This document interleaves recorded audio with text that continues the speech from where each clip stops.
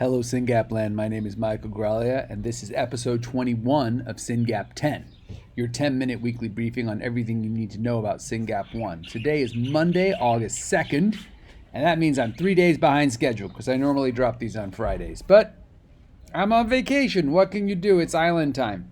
Should call this the Aloha edition. So yeah, Friday I was getting a few things wrapped up and packing like a madman, and then Saturday I flew from California to Hawaii, which is a 5 to 6 hour flight with a Syngapian. It was risky, I'm not gonna lie, but we thought we pulled it off till we got to the hotel, and then we had a sort of a Category 4 meltdown. But we're back in one piece, and Hawaii's great. You know, a little slower here, but we're getting it done. Anyway, I'm going to speed things up. I've tried to record this like 3 times, but between kids and gardeners and chickens and all the things that happen on vacation, it's been a little crazy. If you're like chickens, well, you haven't been to Hawaii because they're everywhere. Let me just jump in. Connection is everything. That's what somebody put on a Facebook post this week, and I totally agree. We had an epic week in terms of connections, right? So I tell families all the time, if you do nothing else, get your neurologist, treat your kid, do the seizure. But if you do nothing else, make sure you connect with other families. Make sure you connect with other families, because this disease is highly complicated. It changes over time. The seizures, the sleep, the behaviors, the therapist, the insurance, the madness, the family, the relationships, everything. It's too much. And the only people who get it are other people with kids with SynGap. So I'm always encouraging families to connect. And this week was a big week for that, right? So we had a gathering. We had a family in the Midwest who was like, Mike, we want to talk to you. I'm like, hi guys, I'm not getting on a plane, COVID, whatever. They're like, oh, we're going to San Diego for a vacation. I was like, okay, San Diego, I'll go to San Diego. So we came down to San Diego. I met with this wonderful family and their parents. I had a chance to talk to them for hours and hours. I introduced them to the Hardings. If you don't know Aaron and Monica Harding, they're amazing. And they've built more community in and around SynGap than I think probably any other one family. They were very welcoming and kind to me when I was diagnosed, so I was able to go down there and see them as old friends and see this new family and connect them. And then another family came in from Arizona. So I said to this mom from the Midwest, I said, I don't think anyone's met 3 other SynGap families within a couple months of diagnosis. So bravo. And this will reap many rewards for you, because you're going to have a lot of people you can call as you're thinking about everything from medication to God knows what. So that was cool. And then over in on the Jersey Shore, Nancy, so if you know Karen, syngap.fund/Karen. Sorry, it's like a low quality image today. I can't do the cool things on the screen because I'm in Hawaii on a laptop. But what can you do? Syngap.fund/Karen with a C.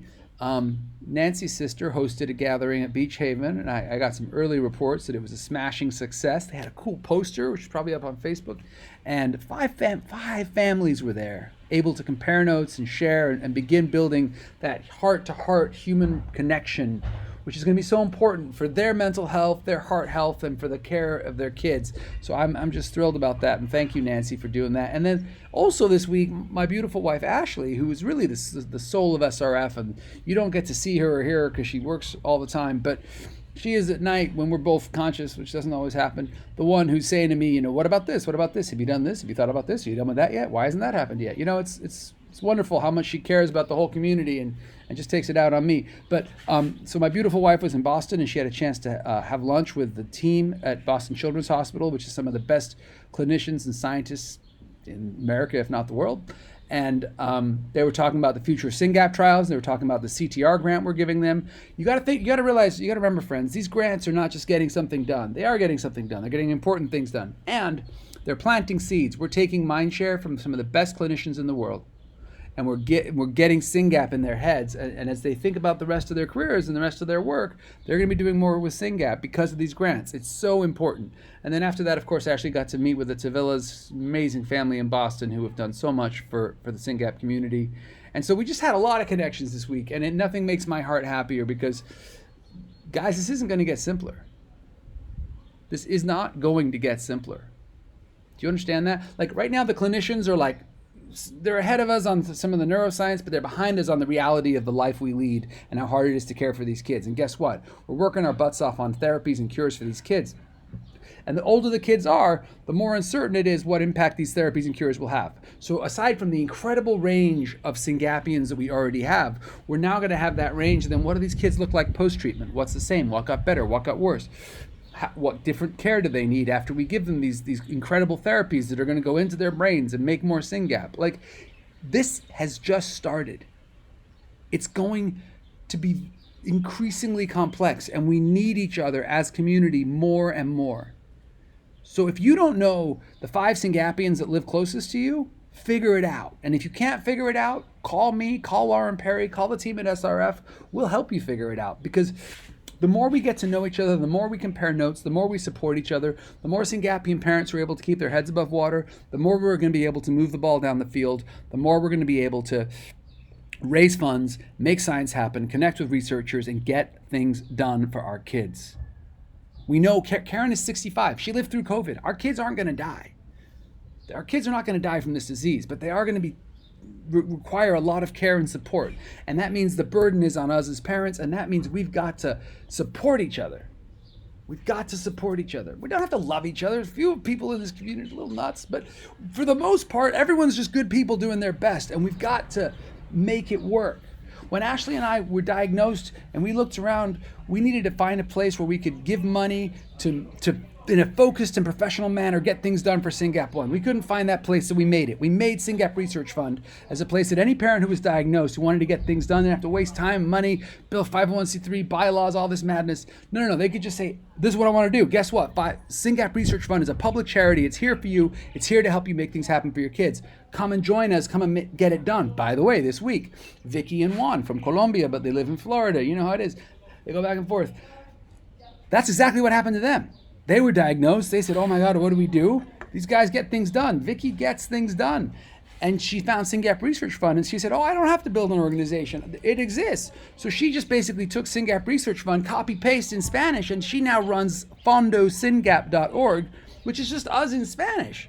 And they finally, I've been on her about this for a year, but she finally made this incredible video. It's like a 10-minute video. It's in Spanish, English subtitles. Watch it, watch it, watch it. And it's all about their journey with SYNGAP and what they're doing with fondosyngap.org, which is SYNGAP Research Fund in Spanish.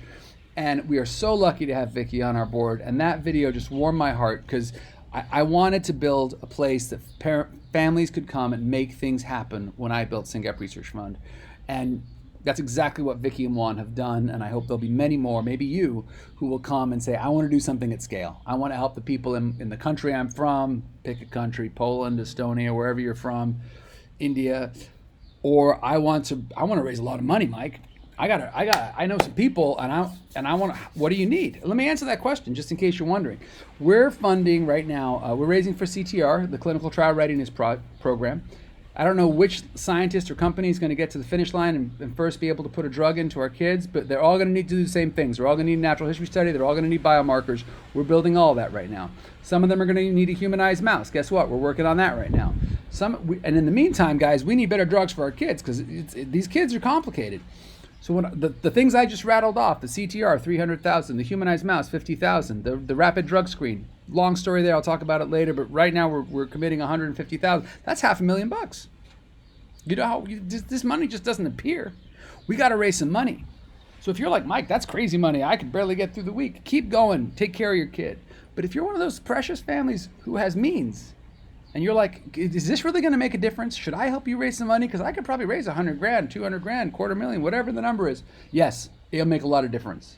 And if you need to be convinced, call me. I'll take you through it blow by blow.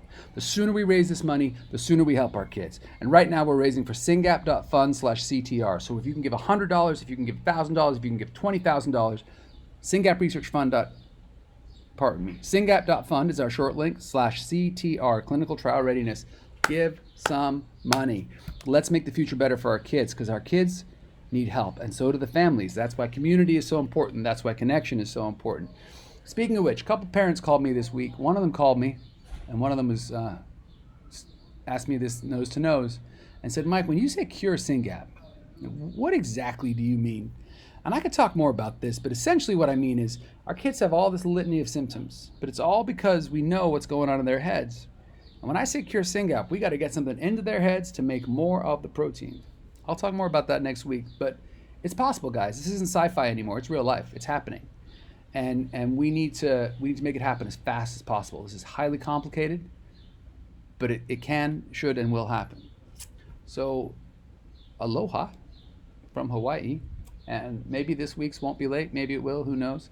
But thanks for listening. And if you have any questions, Mike at singapresearchfund.org. All the best.